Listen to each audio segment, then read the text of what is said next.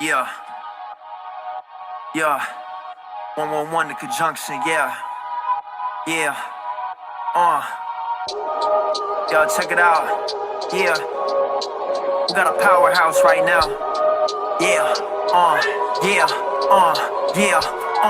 Yeah. So this is Web's Wicked and Raw. We're back with another episode. Today we got J.Rob.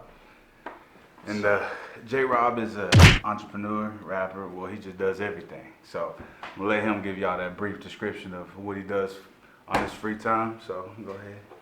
Well, I'm a content creator, YouTube, vocal engineer, putting this stuff on all streaming platforms, all that. So I engineer vocals, I shoot live footage, I shoot videos, music videos. I do a little bit of photography if it's necessary.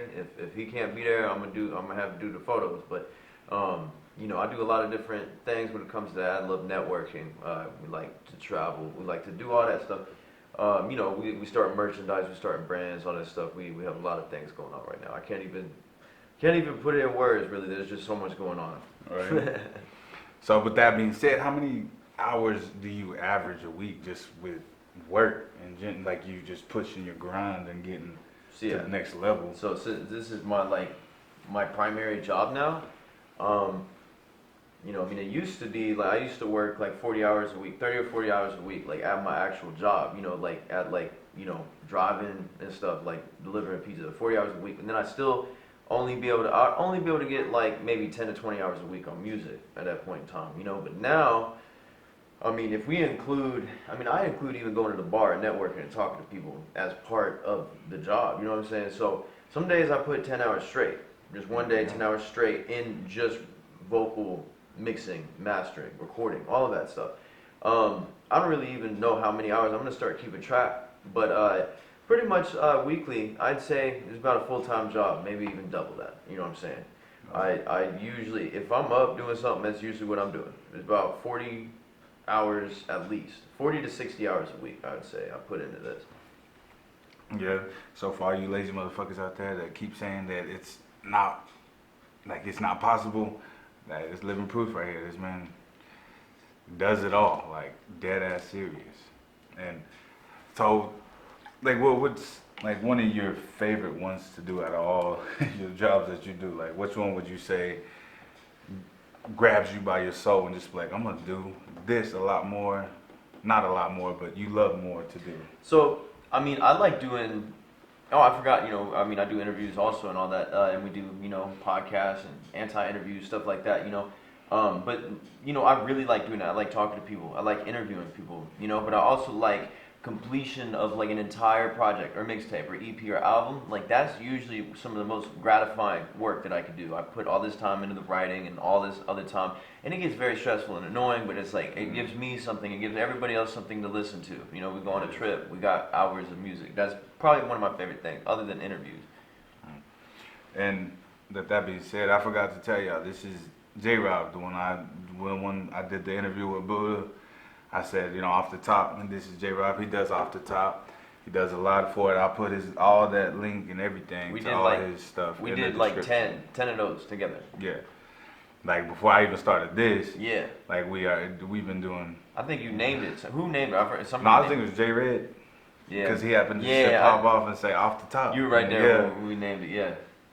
And so, like I know you've got all these businesses give some like the people watching, like give them like a feedback of like what like you got your shows coming up about you, like what do you plan on doing in the next year to 2 years, like where's your foot finna be planted? So we plan on just manifesting greatness, just generally, and doing the best that we can to make whatever we want to happen. We're gonna make it happen. So it's like we want to go travel. We want to travel out of state. We want to go do things like that, do shows. I want to do multiple shows in one night. I want to get my people paid, and that really our goal is to be able to get paid off of what we want to do instead of having to do something. But I feel like doing something like that is good for discipline. But it's like if you can hold yourself to it, if you're doing something that you really want to do, it's like you can be successful with it. And we're just examples of anybody that can make a difference and a change in our lives. But that's what I just want to continue to do is the same same thing I've been doing, and just continue to progress. We plan on going many different places. Okay. How do you keep like that driven mindset, like when you're down and don't want to do it no more, like how do you keep you and your team pushing, like? So, I mean, the best thing to do is like you start on one project, right? You do some of that, you work on that for about 35 minutes, step outside, all right? Whatever you do, we'll step outside, smoke a cigarette, or sit there, listen to another song, then go back in there, and then go back in it for 30 minutes, right? And then you do that, and you're on that for 30 minutes, and you're like, all right, I'm going to go back to something else. And then you work on something entirely different, whether it's a part of the same project, or whether it's a video, or whatever it is, and then you do a little bit of that. And then you switch to the next thing. And then I just do like 10 things at once, until I get a piece of everything done. So that way I have like my foot in the door with multiple things at once, so it can all keep going faster. Okay. I mean, that's like taking like little mini breaks, just to keep pushing. That's what I heard, and it's so funny because I practice that, and I told people to do that, and then I saw this like college professor talking about, and like he's like had this graph and everything, and like drew it, and he says that after like an hour of studying, productivity starts to go down. So you take a 5-minute break. It's like if you want to study for 6 hours, you know what I'm saying? Take a 5-minute break every 40 minutes to an hour. You know what I'm saying? Okay. And it keeps you fresh. Keeps that mindset driven, like, yeah. Okay, like, all right, I'm gonna take this little break. Like, and step outside, like call a person, yeah. Yeah. Okay. And with like that being said, like, I mean, are you pushing out new music here soon, or? Yeah. I don't know when this is dropping, but we dropped Rumination 3 a month or two ago. I dropped Sad Face this year. I mean, this month, and then we're dropping 111 The Conjunction this month as well. We're going to be dropping Project 6-1 in a month or two, May or June, and then we're going to be dropping Numbers by Y.Fear, as well as many other things. I mean, 777, that's my next project that I'm going to do. So I have about 40 more songs that I have to finish, but we've already dropped probably about 20 or 30 this year so far. And the name Y.Fear is that like your group, or is that just you? I mean, it's both. I mean, it's me and it's the group. We have a group. We're gonna get all the stuff that we need for it. It's first result on Google. Everybody calls it Wi-Fi. And people are like, you should change it because of that. I like it though. It's nobody else has that. Right. And it's W.U.W.R. It's a rap group I started a few years ago, and I mean, but we're more of just a conglomerate of artists that just want to make a difference. I mean, it's more of what it's about. It's not just a rap group. Yeah. It's a group of many different talents and many different things. Mm-hmm. Where did you get the name Y.Fear? So we used to have something called BA Cypher. When I was in Vivid, I'd be running BA Cypher out in Broken Arrow, and we just wanted to have a proving ground and a test of like, let's see who can rap, and let's see who can be good. It was like scouting for artists, but also keeping ourselves sharp. So we went out there, we did a BA Cypher all the time, and even if it was like cold, even if it was very cold outside, like 30 degrees, and it's windy, we sat out there for 3 hours straight, just even if it was just 3 of us or 30 of us, we just be ciphering. So if you think about it, why fear, if you take that backwards, it's like a BA cipher, why fear. That's where we came up with it. And it's also, it's like it was supposed to be spelled differently, like Wifer, like with a Y-P-H-E-R. Okay. So it's like that's really where that developed from, and people that I was rapping to BA with, like the homie Terry American or Quaid, like we started that. He's the one that named it. And then I just kind of took the name and did my own thing with it. And who's like somebody that you would like to collab with, or like even like in like just the music world, production, or YouTube, like who are a few names that you would like to just locally or locally. So, I mean, honestly, I like to. I mean, locally, I would like to work with people like Cuddy, because I think he's cool. Soul Ray, I love Soul Ray. I mean, there's so many people. I'd love to do a feature with Burns. Phil Sosa is dope. I mean, there's a lot of people. I mean, honestly, just really anybody. It's like underground or mainstream, like whether they got numbers or whether they don't. It's like there's so many dope people out here. I just love to make songs with as many people as I can. I've done features with over 100 people. I can say now I've done features with over 100 people, and I don't even know how. It's just like what. But it's been 10 years, so it's already been 100 people. I'd like to make it 200 or 300, and I ain't charging right now because I mean for a feature, you know. But globally, I mean, shit, I'd like to, you know, old school people that are still around like Nas or you know, Brockhampton. I love Brockhampton. I love to work with him, and on YouTube collab, I love the collab with PewDiePie because he's a huge YouTuber. Hell yeah.